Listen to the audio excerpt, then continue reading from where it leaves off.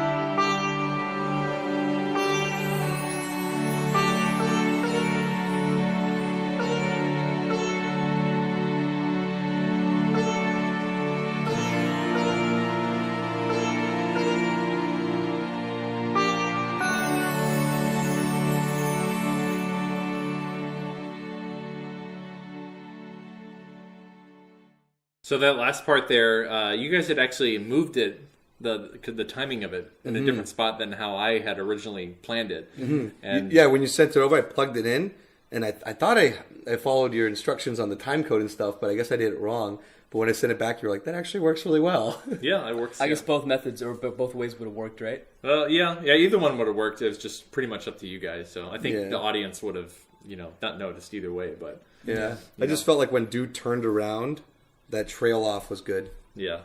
So coming up next is some more of that do theme, Indian sitar with some kind of like ethereal Egyptian stuff, too. You mixed in a lot of little cultures in there, I felt. Yeah, I mainly went with Indian instruments with a couple of Middle Eastern, but that can kind of carry over to North Africa. Hollywood's kind of indifferent.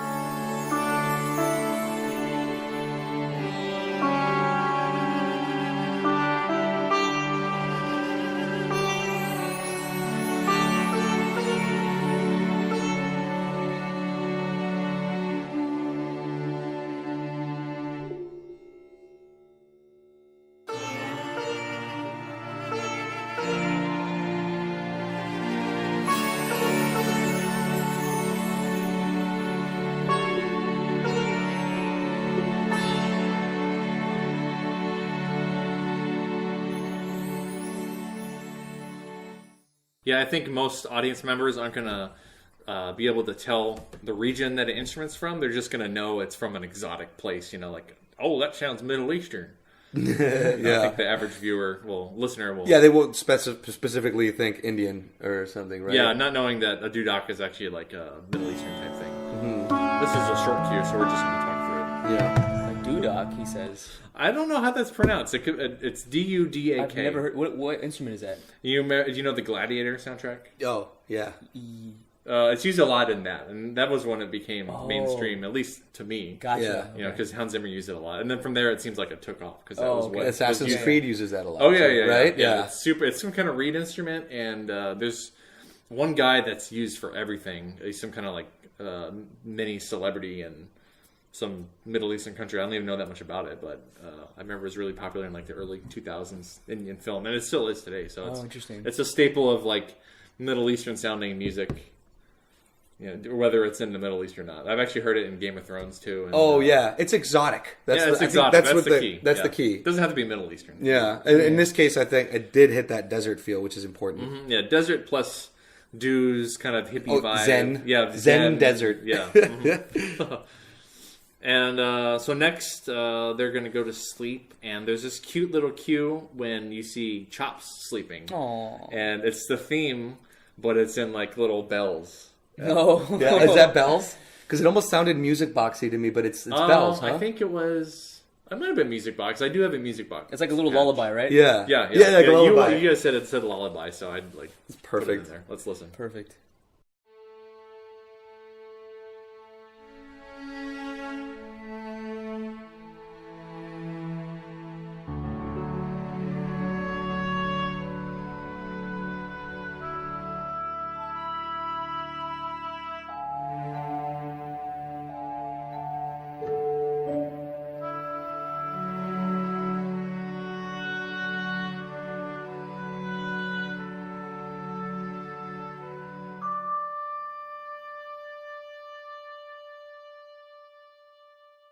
And in the theatrical cut, you had actually used a different version than I had sent you because I had changed. Really? I had changed it to like a solo oboe, but I noticed in the theatrical cut it was an older one. It was a solo clarinet. Oh, clarinet. So I think maybe you didn't get that. I was unhappy with that other one. And no! I guess it's good enough for you. We could George Lucas it on the Blu-ray release. Yeah. Oh, wait, I didn't know that. This upcoming song is the most requested 10-hour cut on YouTube. People say they want the wet dream, the dew dream. Oh, for 10 hours? 10 hours. Okay, Yeah. let's listen.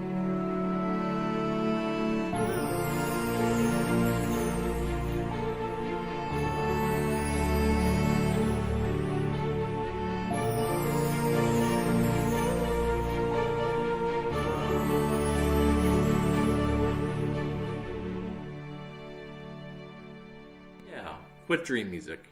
So this next part, not now, but in about 30 seconds or a minute, during the desert drag, you had sent me originally a track from Once Upon a Time in the West. What's the name of that song? It's The Man with a Harmonica. Yeah, so go check that out, and you can definitely hear the similarities. You got the triplet, ostinato and the strings, bum, bum, bum, bum, bum, bum, and then you've got the guitar comes in, really uncharacteristic, because it's the West. You don't have electric guitars in the old ways. That's why. That's how crazy Ennio Morricone is, though. Ennio Morricone. Yeah, he's a Morricone. Oh yeah, he says it right because he's. We're in Italy, so we're in Italy. We're in Naples. We gotta get it Italy right. now. Yeah. So Still that mindset. we also use something like this for the Land of Water trailer, which I will put a link in the description. And it turned out to be a little different than that because it had evolved and it was a lot longer. And I think in that I had used like this mariachi trumpet. Yes, you did. Yeah. You did my at God, the end. so good. That yeah. was awesome. It was more bombastic. That was the only time I actually had used those patches. That's the only time I've actually And it had just that kept loaded escalating, up. right? Mm-hmm. Yeah. Because so originally you had it like escalating and then it went down, right? Yeah. And then Hans wanted it to keep continuing, Yeah, building up. Right into the text, the So that was credits. for the trailer. So this is pretty similar. It's longer and it doesn't have the mariachi trumpets, unfortunately. But maybe for the Blu-ray release, we can add those in there. Yeah, Special and edition. this one had to like calm down to go into what my yeah. personal favorite music was Yeah. with the dude hallucination.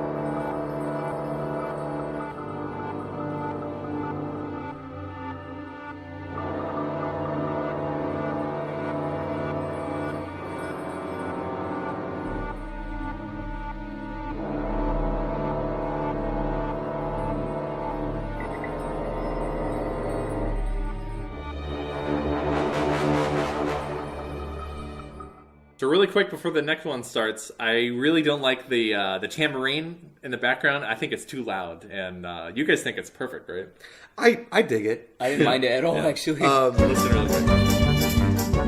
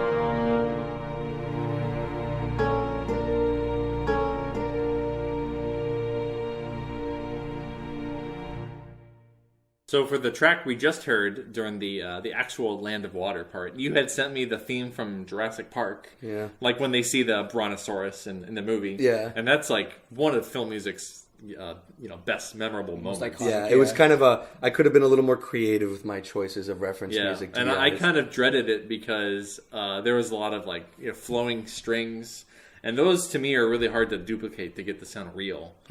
not so like digital and Yeah, and I'm kind of unhappy with how it turned out, but I think to the average listener, they're not going to really notice. I feel like you hit the feeling that it needed. Yeah. You know? One trick that I did was if you put in like a piano above it and some horns and the choir too, you can kind of cover up the fact that it's a little bit fake sounding. Yeah, like You so can put it's in like some other each one things. is covering the other. Is that Yeah, what you mean? Is that and how it kind of arrange it? altogether it sounds more realistic. But if you were to just listen to the strings by themselves, you'd be like, oh yeah, that's a crappy synthesizer. And it's not. It's just, if I've spent more time on it. We did. That was the other thing. We were rushing too because we had the premiere coming up. Yeah, sure. And we were also on a shorter time scale for Yeah, that one. I think I had done that in like an evening or something like that, and I'd send you piece by piece, and then Oh, I remember that. Yeah. Meanwhile, I was doing all the sound editing for all the Foley and stuff. And I remember we were like assembling everything really quickly. yeah. Yeah, What was your involvement in that, Carlos? In the In the post production? He was kind of all over the place. I mean, I was part of this, like the sound design with him. Like we would go to the desert or not the desert, but like We would hiking trail, the hiking trail up in the hill do a in bunch Burbank. of Foley and stuff. We'd record the Foley And together. then this actually outro credit sequence I like put together. Oh, okay. And and, in After Effects. and also, you were helping Chase with the masking. Oh yeah, the masking. Because a lot of shots had to be masked. Like wrote it out Characters. like characters under the train tracks. Yeah. Because a lot of the shots had to be stabilized. Oh, And yeah, Chase yeah. has a system where you roto them and it stabilizes quickly. So we were working that on post. So he was doing masking and he was helping with Foley, and then I was doing sound editing. Yeah, exactly. That's awesome. Okay, guys, thanks for tuning in. Thank you. Maybe there'll be more of these in the future. I think everyone likes them, so I do. I bid you adieu. Adieu.